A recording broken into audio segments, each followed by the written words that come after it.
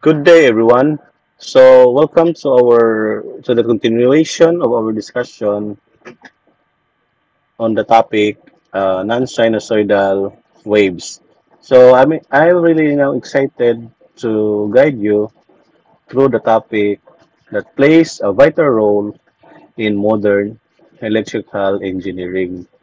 So, this is the RMS, or the effective value of the sinusoidal waveform. So, in this presentation, we'll go beyond the typical sine wave and explore how to deal with real-world signals, which are of irregular and complex in shape. So let's begin.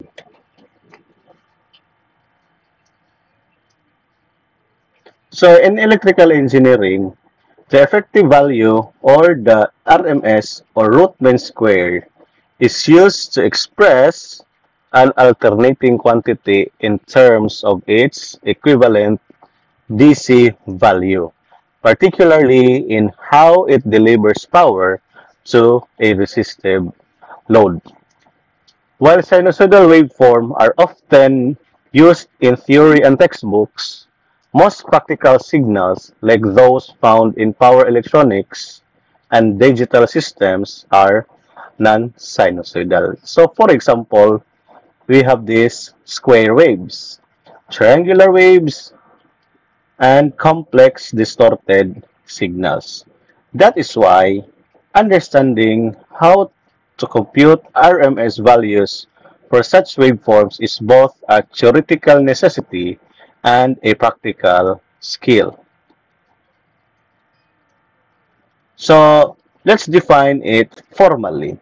The root mean square value of a periodic waveform is equivalent to the square root of the average of the squares of the instantaneous values over one cycle. So we will use this formula, no?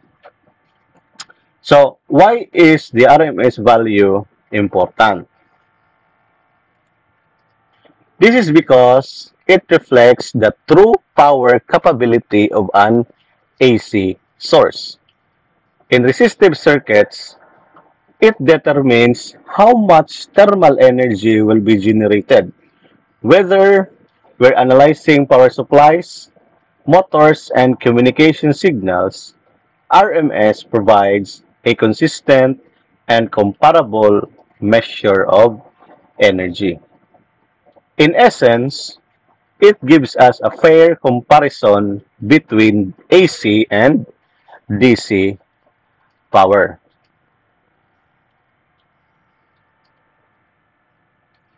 So now let's explore the core of our topic, how to calculate RMS for non-sinusoidal waveform. Unlike pure sinusoids, non-sinusoidal signals may contain multiple harmonics or follow shapes like square or triangular patterns. So for example, we have this square wave.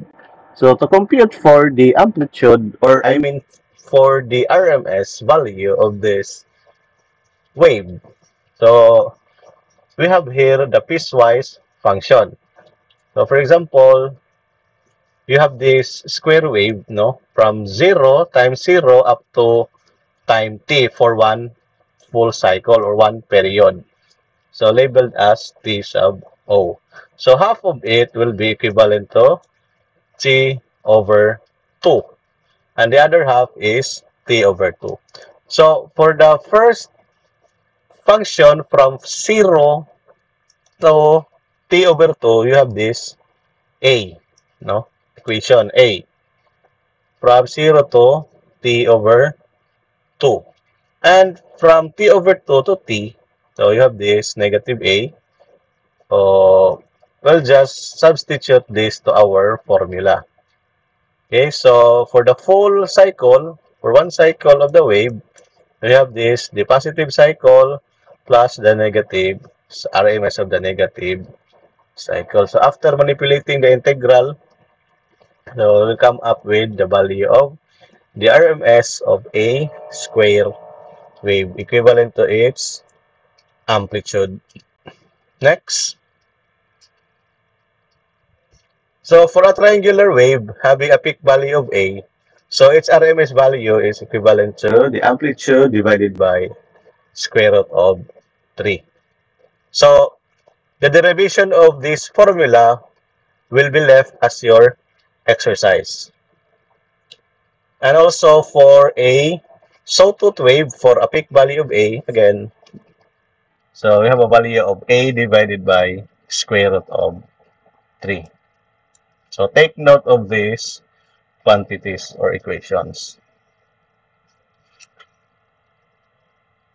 So for a general complex wave, so the instantaneous current, as a, for example, this instantaneous current as a function of time. So this is composed of several harmonics, no? So they have fundamental, second, third, up to nth harmonic. So A sub 0 here represents the DC component.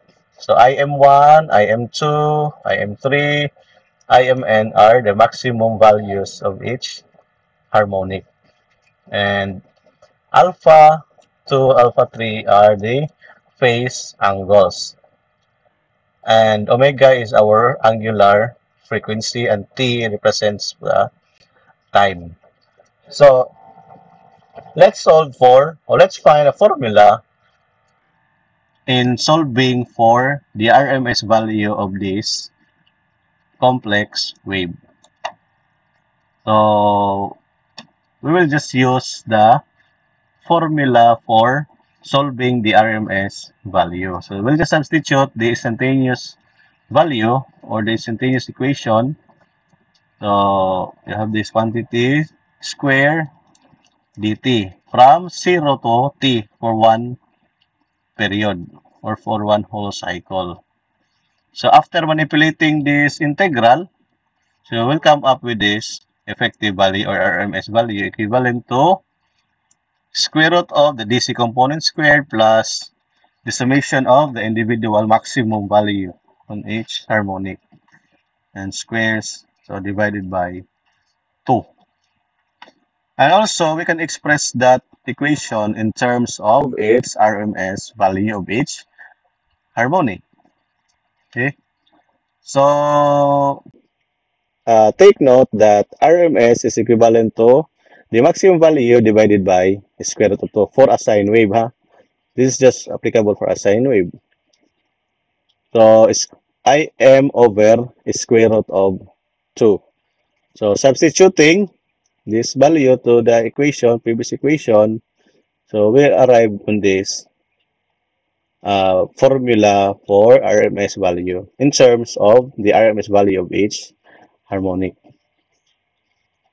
Okay, so we can also use this formula if you are solving for harmonic of each RMS value of each harmonic, so you can use this formula. Okay. And also, we can also solve for the power, no? Power due to a non-sinusoidal voltage. So we have here the general expression for the average power in a circuit with time varying voltage and current given as this equation. So I already introduced this equation to you in our previous discussions. So 1 over t integral of E of t, or the instantaneous value of voltage times instantaneous value of current dt over one period from 0 to t. So for example, if you have this non-sinusoidal voltage or instantaneous voltage equivalent to is Em sub 1 sine omega t plus alpha 1 plus Em sub 2 sine 2 omega t, so on and so forth. And for current, Im sub 1 sine omega t plus alpha 1 prime 1.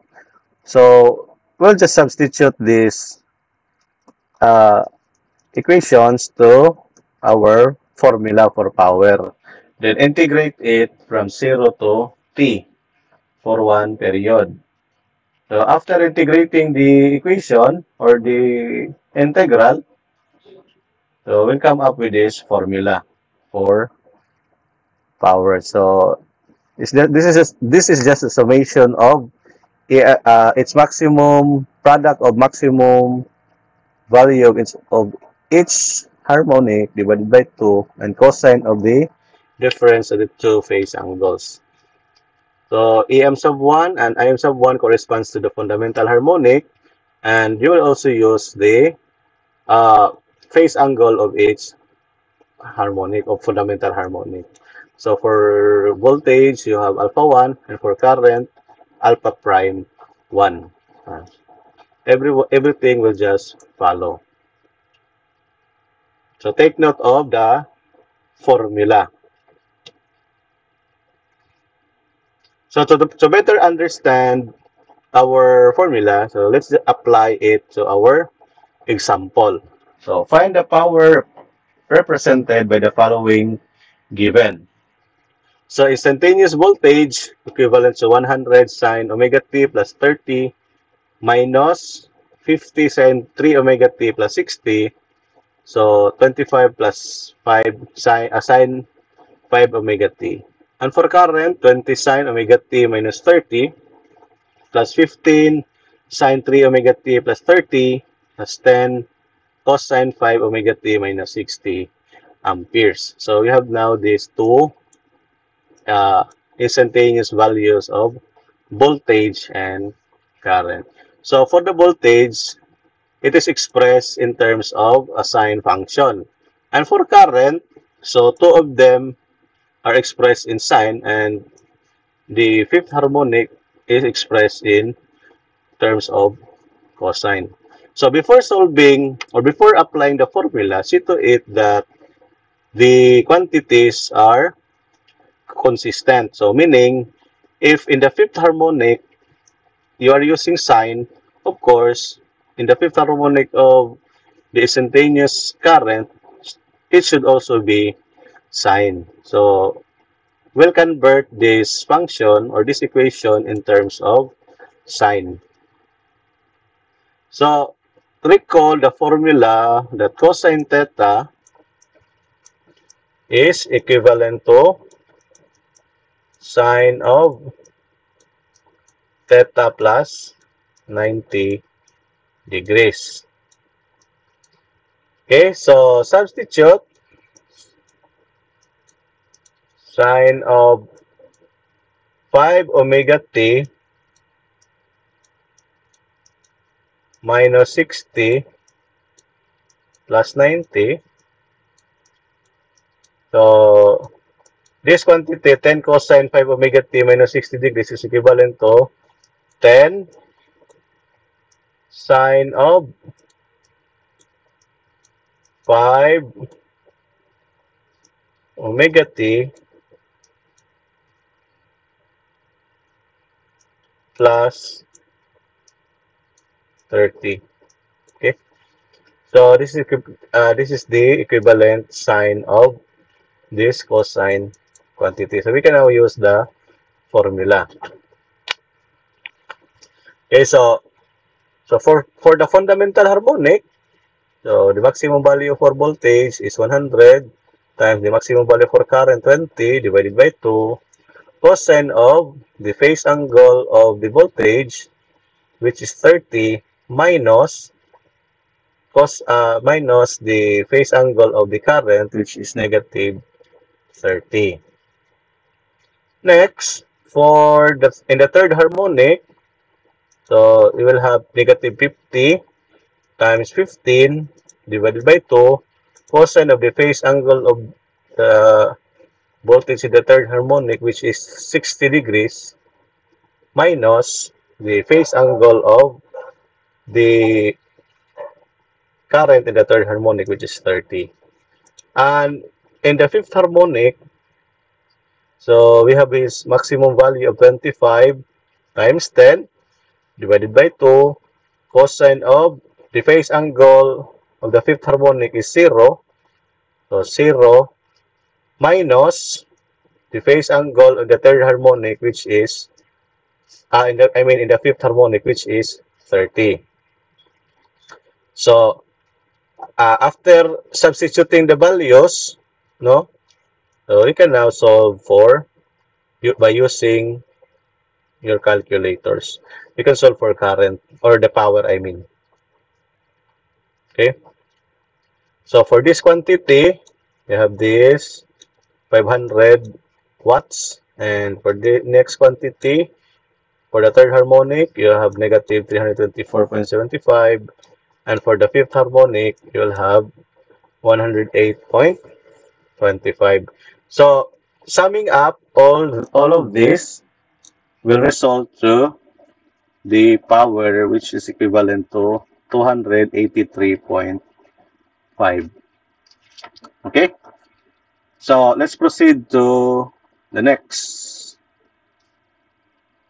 So we have here another example. So find the power delivered by the following instantaneous values of voltage and current.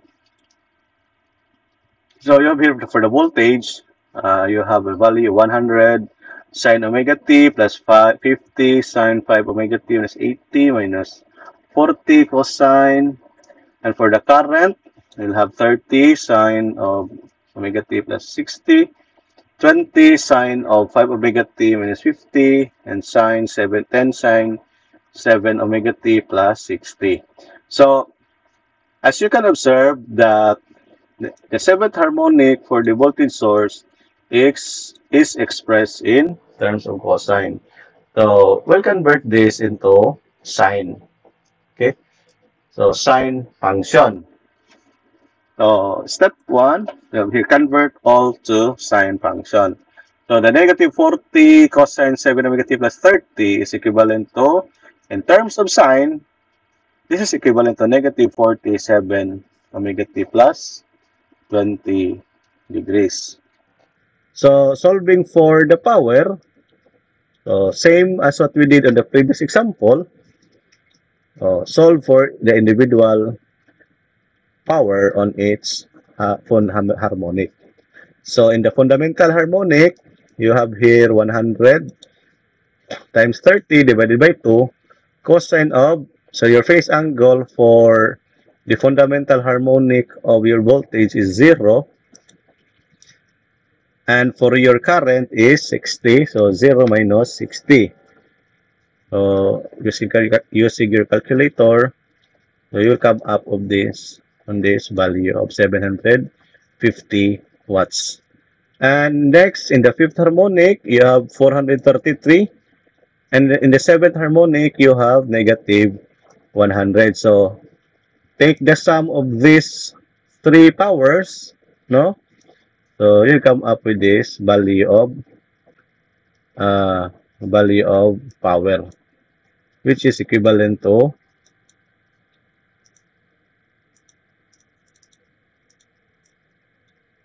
okay, this value of, sorry, 1083. Okay. So, volt amperes or your apparent power and power factor for non-sinusoidal waves. So, the volt amperes in for the apparent power. So, volt amperes, so this is determined by the product of the effective voltage and the effective current. So, you are already familiar with it, that S, or the apparent power, is equivalent to the voltage times the current, SVI. So, this is in terms in volt amperes. So, to solve for the volt amperes, we'll just use this formula. So, take the RMS value of the voltage, no? And also take the RMS value of the current and multiply it. So, for example, so in our previous example, you have here the RMS value for voltage and RMS value for current. So, just take the RMS value of each quantity. Okay? So you have here the value for its apparent power equivalent to 1,541 volt ampere. So just take the RMS value of the voltage and the RMS value of the current and multiply them. So you will have the volt amperes or the apparent power. Next. So for the power factor, this is the ratio between the real power and the apparent power. So this is a measure of how much real power has been consumed for the given apparent power. Okay, so you just substitute the formula. So this is the formula for the real power, P, no? Real power, P, and the denominator is the apparent power. Okay. So this is P or watts divided by VA or volt amperes. S. So for example, in our previous example, in example 6, we computed this equivalent watts, no, power. And in our previous example, in the example 7, so we computed this volt amperes as the apparent. So just divide P watts divided by VA. So we come up with this value of power factor. So wala na siya, no? Ratio between the real power and the apparent power.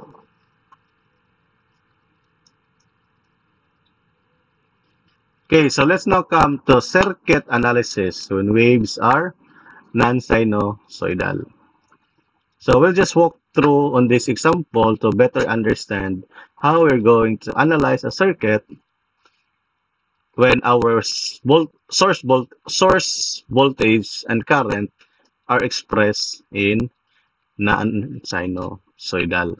So for example, given the circuit with the parameters shown, so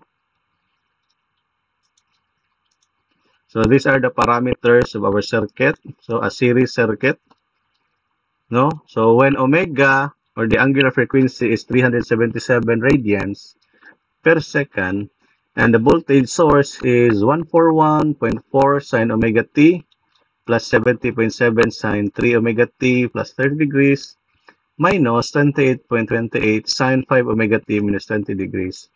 Volt is impressed. Find the current I.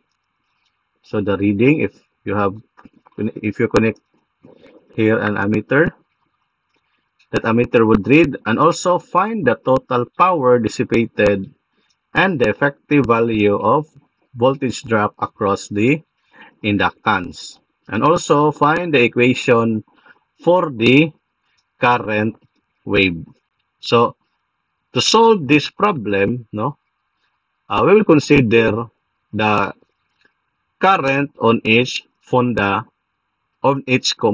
harmonic. So let's first analyze using the fundamental harmonic, and second, let's analyze the current or the voltage drop in the third harmonic and also in the fifth harmonic. So first, let's do the analysis in the fundamental harmonic. So we have the given. So you have R equal to 6 ohms, L 0.05, Henry, and 98.8 microfarad. Then the source voltage is given. So what we are going to solve is the current I, the total power dissipated, effective value for voltage drop across the inductor, and in equation of the current wave. So take note that the ammeter would only read RMS value, the effective value. That's what our ammeter would read. So first, let's analyze the circuit in the fundamental harmonic. Okay? So, fundamental harmonic, so you have your voltage number 1 equivalent to, so in the fundamental harmonic, so you have this value of your voltage maximum, 141.4. So, let's solve for its RMS value. So, we will divide it by square root of 2, since this is expressed in sine. So, 141.4 divided by square root of 2, so you will have this 100 volts. And for your inductance in the fundamental harmonic, so we will use the omega equivalent to 377. This is because in the fundamental harmonic, you have your angular frequency as omega. Okay, so 377 times the inductance, you have this 18.85 ohms. And for your capacitance or capacitive reactance, again, use the value of omega equal to 377. So you have this 26.85 ohms. And the impedance on the fundamental harmonic, this will be equivalent to 6 plus j xl minus xc. So you have this impedance 1 equivalent to 6 minus j8. So meaning, in the fundamental harmonic, our circuit behaves as like a capacitor or RC. So therefore, we now have an idea that in the fundamental harmonic, our current is leading the voltage. No, since this is an RC, it behaves like a capacitor RC circuit. No, so expressing this or taking the magnitude of this quantity, so you have this equivalent to 10 ohms. So solving for the RMS value of current, no, in the fundamental harmonic, so we will use the RMS value of voltage, 100 divided by the impedance, no, 10. So we have a value of 10 amperes. So for power, so we can use the formula I squared, and only the resistance will consume the real power, watts. So use the current, since this is a series circuit, I is the same. I squared times R. So 100 times 6. So we have a power in the fundamental harmonic equivalent to 600 watts. And the voltage drop across the inductor in the fundamental harmonic, so I times the inductive reactance, which is 18.85. So you will have 188.5 volts. And the phase angle, no? Solving for the phase angle, theta 1, so you will have R tangent. So we'll just use the impedance triangle. For its, we are solving the power factor on the fundamental harmonic. So the resistance is 6 and inductive capacitive reactance of J8, negative J8. So you will have this angle of impedance angle equivalent to negative 53.12 degrees. So meaning, in the fundamental harmonic, you will have the expression for current, let us say I1. This will be equivalent to the RMS value of current. This is equivalent to, the maximum, 10 times square root of 2 sine of omega t. Okay, so let's analyze, no? As you can observe in our voltage source, our voltage V has a phase angle of 0. Okay, phase angle of 0. So I will just write it here.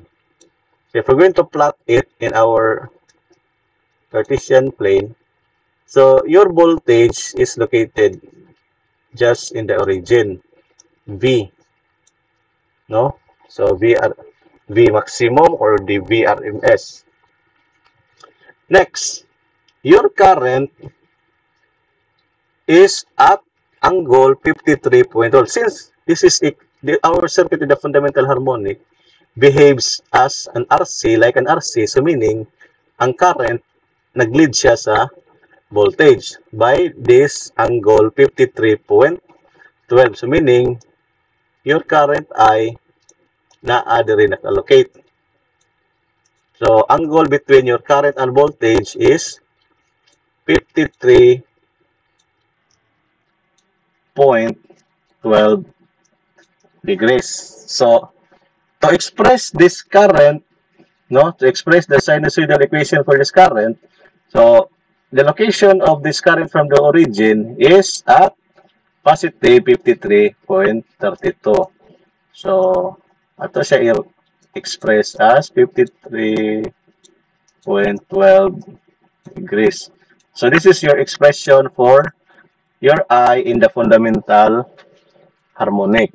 So 10 square root of 2, or just I is Im sine omega t plus 53.12. Okay, so we are not finished yet. So let's proceed to the next harmonic. So in our voltage source, so the next harmonic is the third harmonic, having a maximum value of voltage equivalent to 70.7. So to take the RMS value of the voltage, so we'll just divide the maximum by square root of 2. And our inductive reactance, of course, this will change because the angular frequency is changing. So our angular frequency now is 3 times the fundamental frequency. So we'll just multiply the XL1 by 3. Ato lang times 3 ang iyahang omega. So therefore, we have now our XL3 equivalent to 56.55. And also, the capacitive reactance, no? So if we're going to increase the value of angular frequency, so our inductive capacitive reactance will decrease, no? So will decrease by the multiplying factor, no? If we are multiplying or increasing the angular frequency by a factor of 3, so our capacitive reactance will decrease by 3 or divided by 3. So therefore, our XC will be equivalent to 8.95. So kung naglibog mo, inyo learning niyon. Okay, ibaman tayo that XC is 1 over 2 pi FC or omega C. 1 over omega C. Mas dali. 1 over omega C. And if we triple this omega, no? So making C as our C will not change, or our capacitance will not change. So the value of XC will just be divided by 3. Or if we double the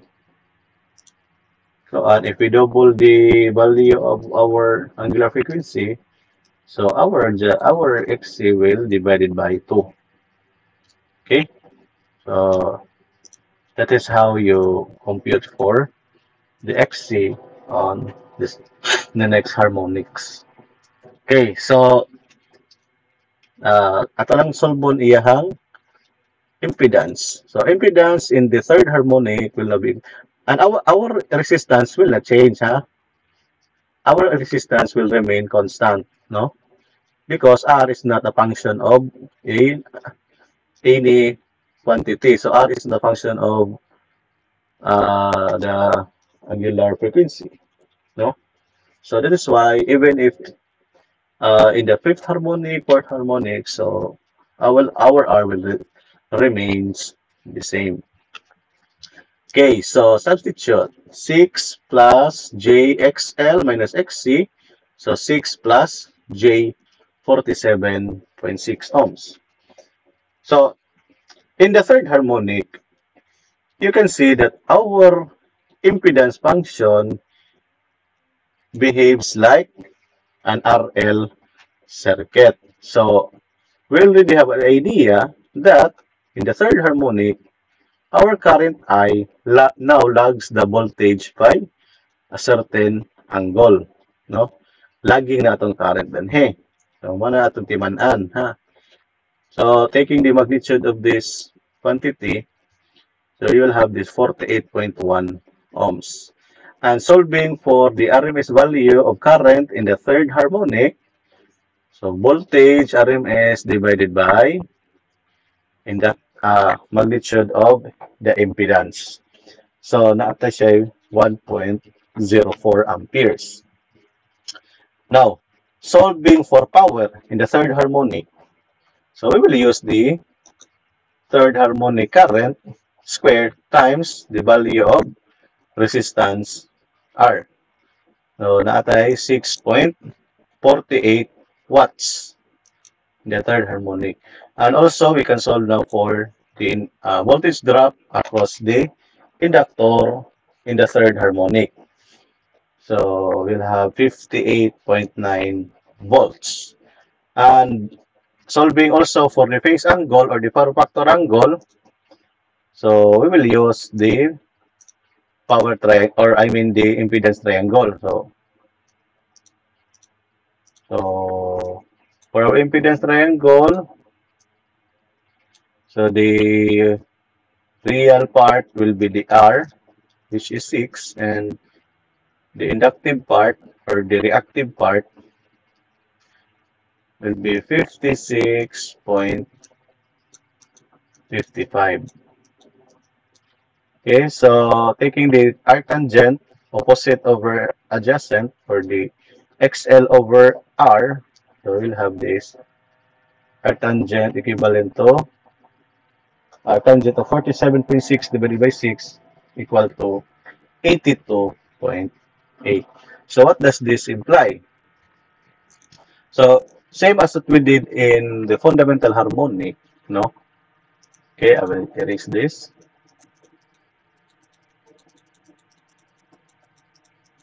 Okay, so as you can see, our voltage, no, if we look back on the previous slide, so our voltage B is at positive 30 degrees.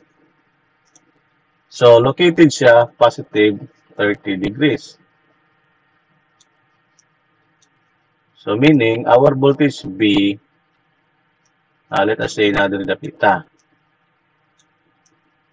30 degrees from the origin. And since in the third harmonic, our current I is lagging the voltage by a certain angle, and that angle is this angle. So our I is located somewhere here. So the angle between our voltage and current is 82.8.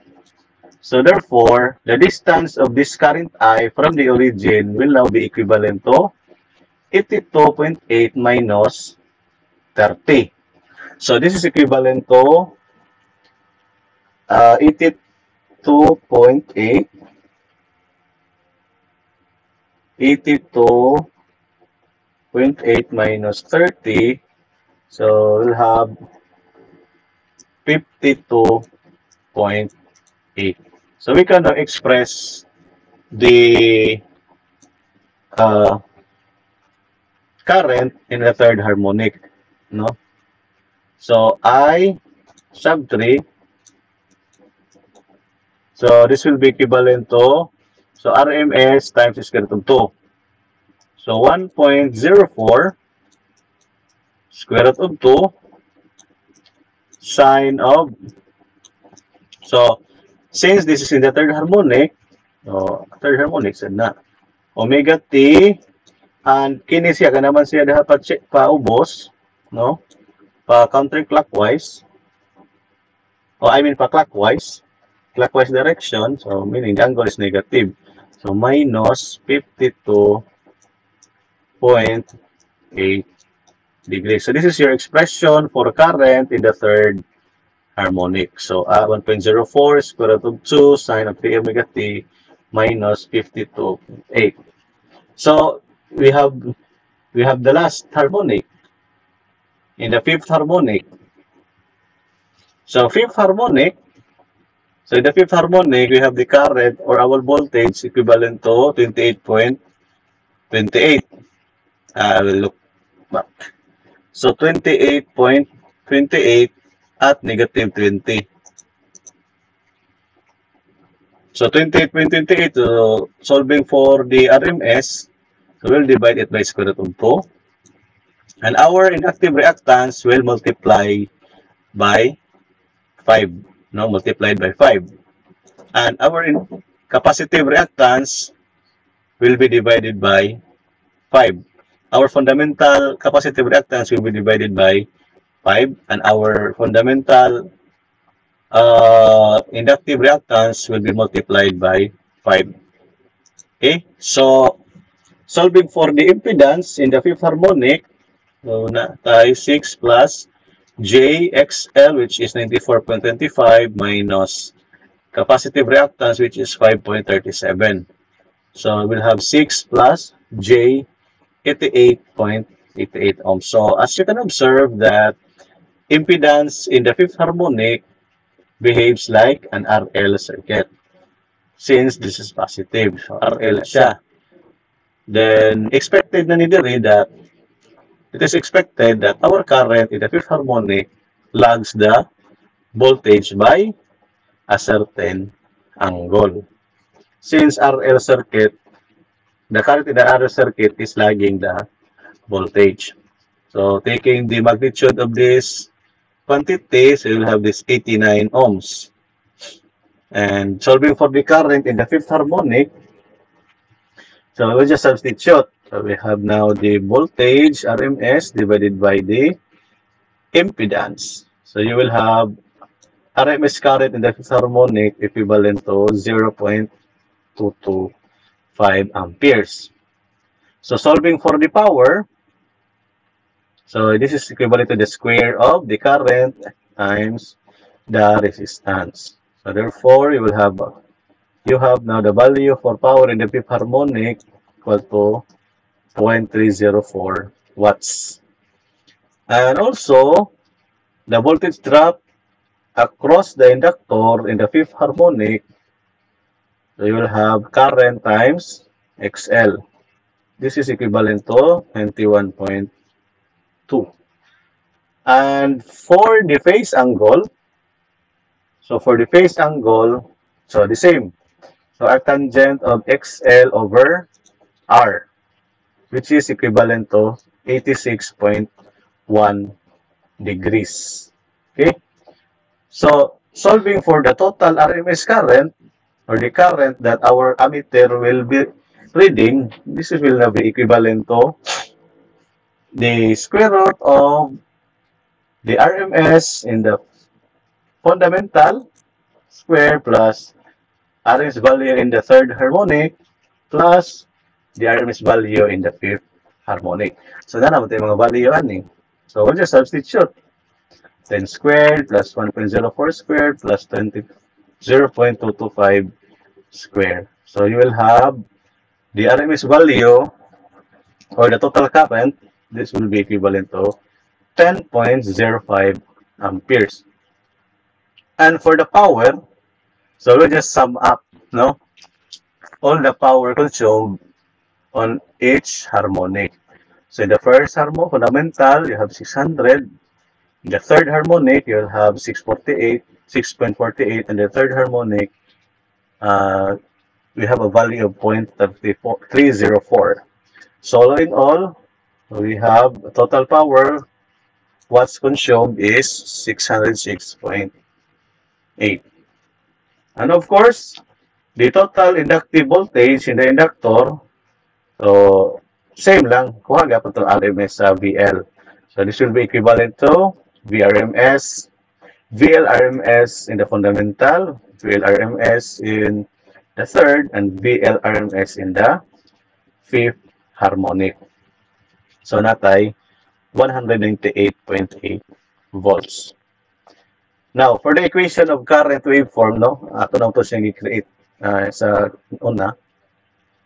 So, for the current in the first fundamental harmonic, so natay, pareha lang ito na solve niya ganina. 114.40 sine omega t plus 53.2. This is the equation, no? Equation where current in the fundamental harmonic. In the third harmonic, we'll have this 1.47 sine of 3 omega t minus 52.8. And in the third harmonic, I mean in the fifth harmonic, so you'll have this, the square root of 2 times 0.25 sine of 5 omega t minus 106.1.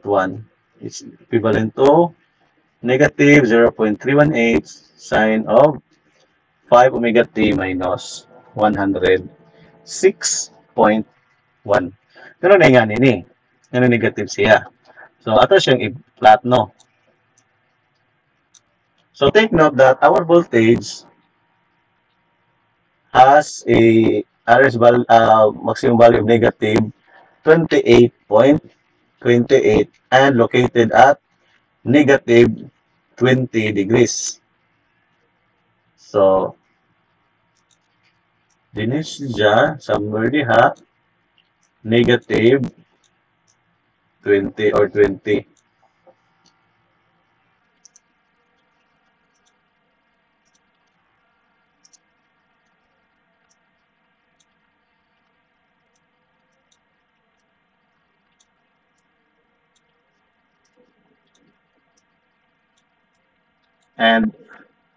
And since our circuit in the fifth harmonic behaves like an inductive RL circuit, so lagging ang kurente.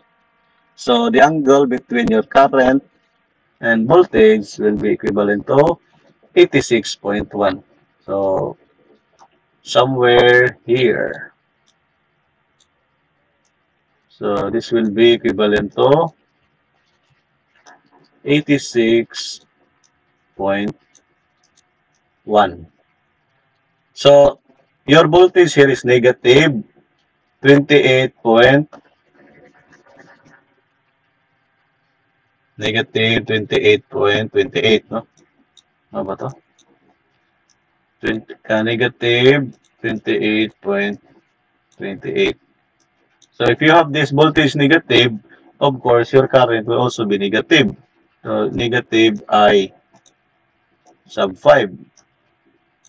So, this angle here is 86.1. And the distance of your I5 from the origin will now be equivalent to 86.1 plus 20. So, therefore, the expression of your current will be equivalent to this, negative square root of 2 times the maximum current, which is 0.225 sine of 5 omega t minus 106, because 86.1 plus 20 is 106.1. So, negative siya ha. So, negative 106.1 or negative 0.318 sine of 5 omega t plus 106.1. And therefore, the complete expression for your current will now be equivalent to I1, I3 plus I5. So, morning na siya 14.4 sine of 53.12 plus 147 sine of 3 omega t minus 52.8 minus sine 5 omega t minus 106.1 amperes. Or, we can also express this quantity in the other direction, on its opposite direction. So, if we're going to take the opposite of this I, so its location will now be here. So, if this is negative, so, mana siya vector, patutid na diha. Yung opposite vector, no? So, this act in this direction, and its opposite will be negative of this direction. Yeah, if this is 106.1, And this angle now will be, so ano yun na. So since this is 106.1, so kani kay 90 man eh. So 106.1 minus 90, man angle dere. And this angle is just equal to this angle. This is theta. Of course, this angle is theta. So 106.1 minus 90, this is equivalent to 16.1, no? 16.1. And this is 16.1 also. So 90 minus 16.1, so makuha na ito dito. So 90 minus 16.1, so we'll have 73.9. 73.9. 73.9 degrees. So that is why we also have here another expression equivalent to, and positive na ha, I is positive. So positive 0.318 plus, positive plus 0.318 sine of 5 omega t plus 73.9 amperes. So this is the complete expression for the current, or you can also, you can have your answer as kanilang. No? Okay, pwede na kani. Kani ay siya. Or pwede po kini yung i-answer si kaduha. Okay, so let's proceed to another example. So this is, we will now be having an example for a parallel. So that's for series in the previous. Kani sa parallel. So for example, given a circuit shown in figure 23 with 60 cycle constant as shown. 60 cycle, 60 hertz. So when the voltage V when the voltage V is equivalent to 141.4 sine omega t plus 7 sine omega t in the fundamental harmonic, and in the third harmonic natay 70.7 plus 30, its phase angle at 30, and the third harmonic, I mean in the fifth harmonic, negative 28.28 sine 5 omega t minus 20. Find the ammeter value of the total current I. So kani, the reading of our ammeter. The current in each branch, power dissipated by each branch, total power dissipated, and the equation of the resultant current. So our omega, or our angular frequency, will be equivalent to 377 radians per seconds. So this is our circuit, no? Parallel branches. So RC, 5 ohms and 15 ohms. 5 ohms ang R, C is 15. And R in the second branch, connected by CD point CD. So 10 ohm resistance and 2 ohms inductive reactance.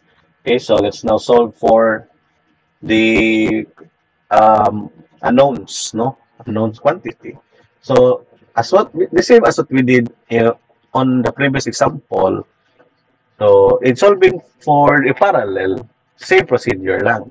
So ato nga pag-consider ang iyang mga components. So for first, let's solve for the fundamental component. Second, in the third component, or whatever component is present, and the last is the third component, or fifth harmonic. So yan na on lang. Almost. Depende na kung siya gihatag nga voltage source or even current source. Kung upat siya, napasiya 6 harmonic, 7, so kaupat po ka, or kalima po ka mo mag-solve. Consider good nimo kada component or kada harmonic. So first, mo-solve sa kasa fundamental. Sige. So in the fundamental harmonic, ang ipangita niya is ang current, voltage, sa to, power, no, total power. Okay? So in the fundamental harmonic, so our voltage or our maximum voltage is 141.4. So divide nato siya by square root of 2 para makuha na to ang iyang iyahang RMS value. So, 100 plus J0. Ito ang voltage sa RMS voltage sa fundamental. So, the current in the first branch, can you see, in the first branch,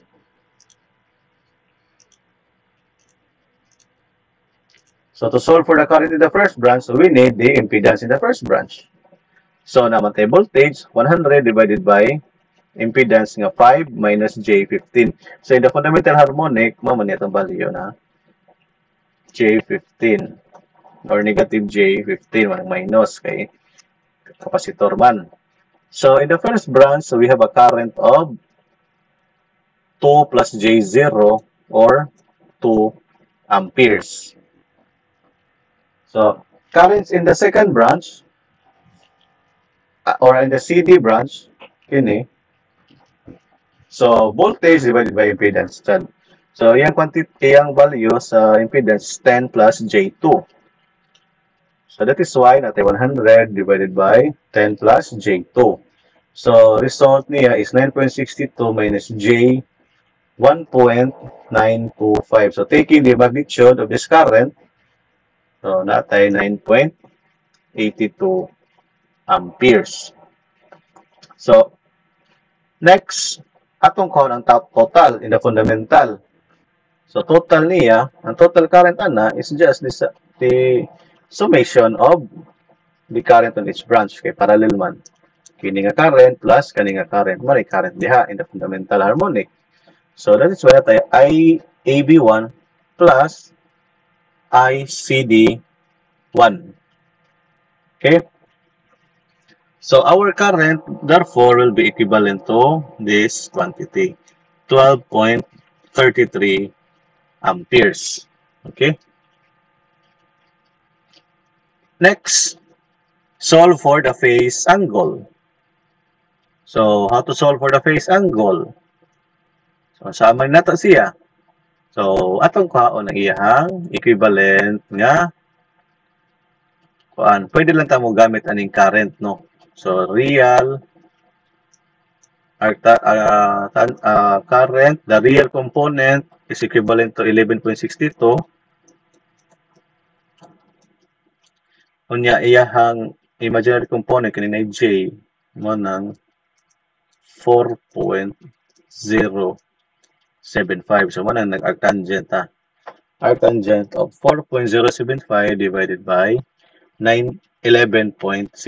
So, natay angle equivalent to 19.4.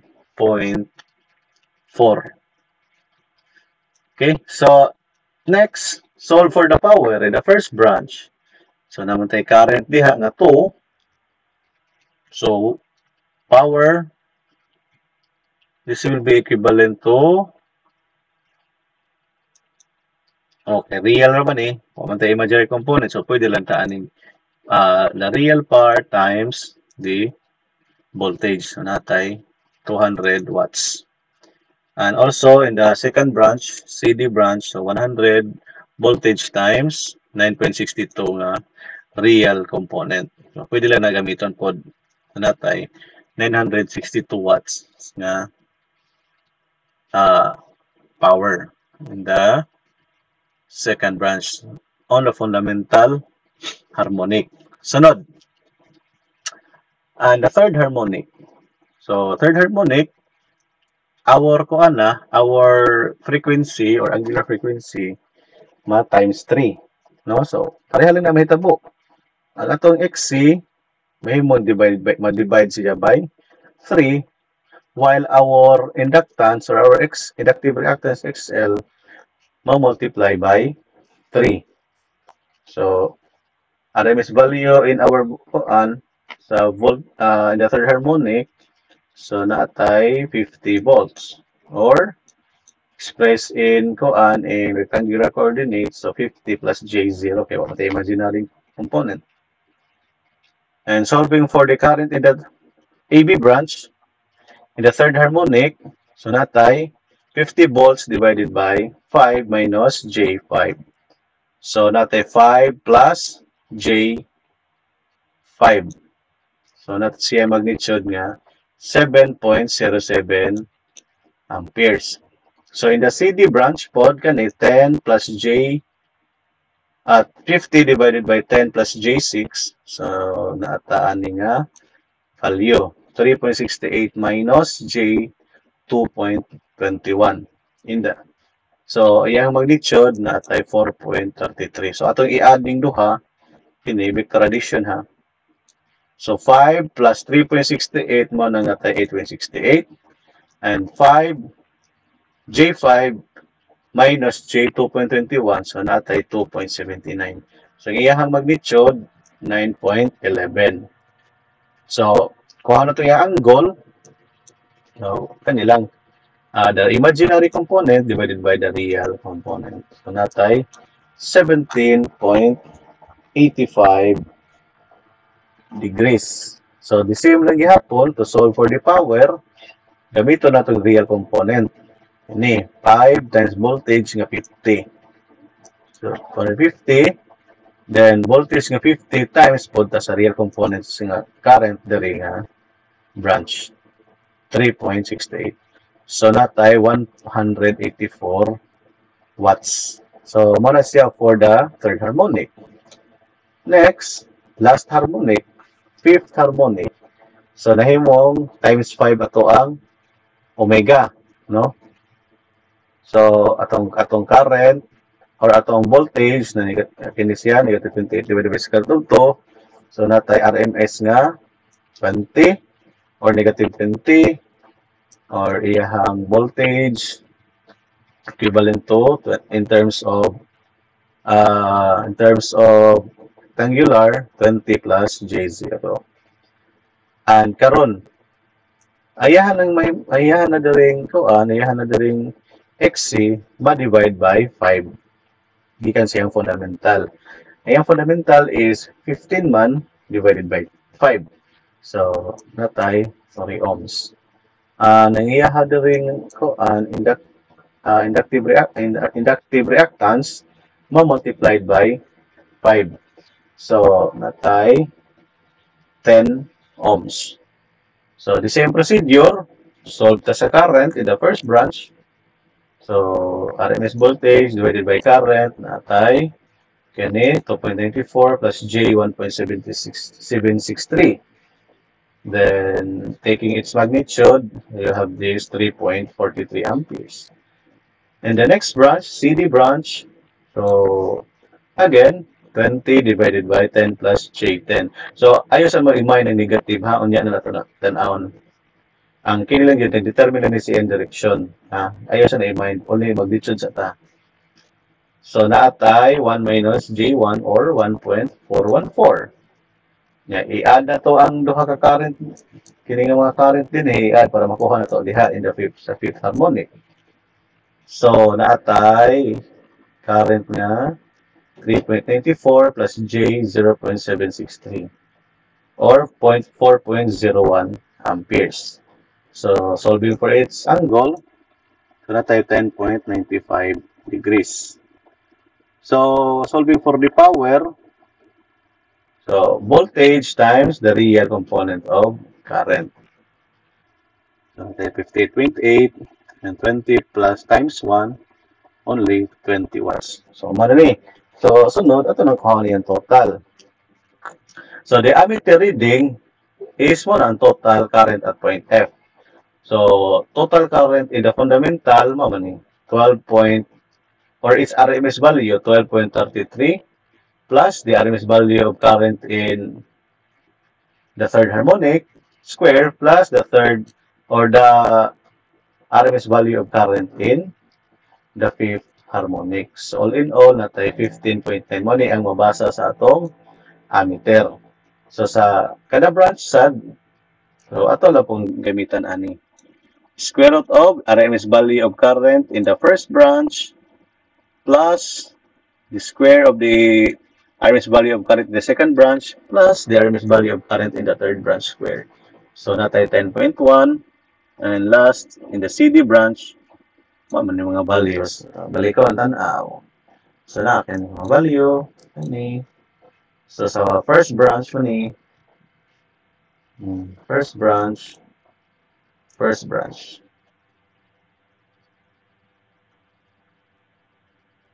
Okay?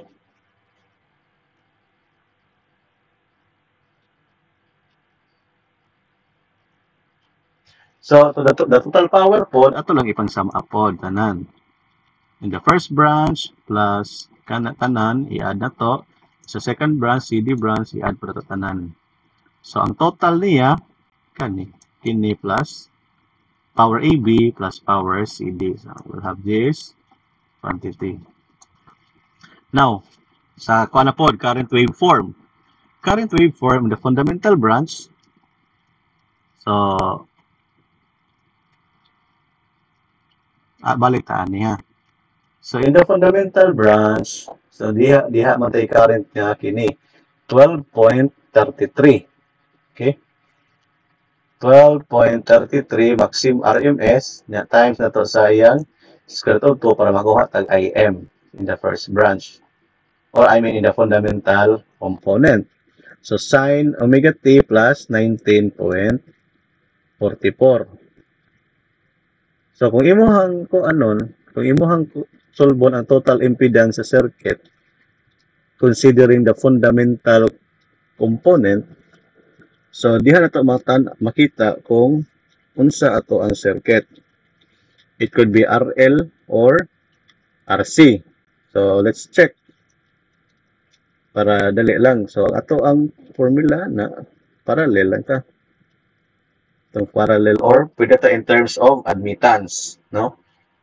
Pwede ta in terms of admittance if daghan na siya nga branches. Or pwede sad kung duha ra para anay ato lang gamitan og ito na itong formula sa parallel ng duha ka branch lang.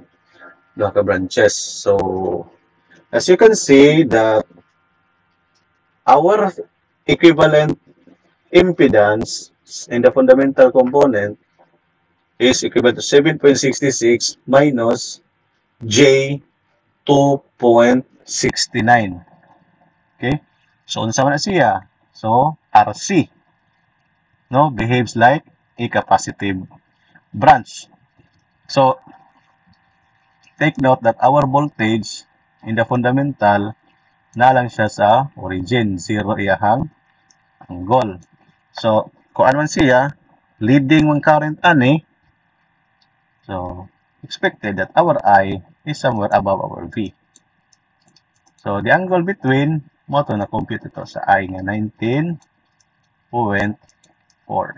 So, that is why the equation for current in the fundamental branch natay kini RMS value in the fundamental times the square root of 2 sine of omega t plus the distance sa I from the origin, 19.4 or ano siya.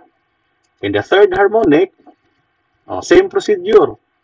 So, kamo na'y bahala mo kung ano na mo compute.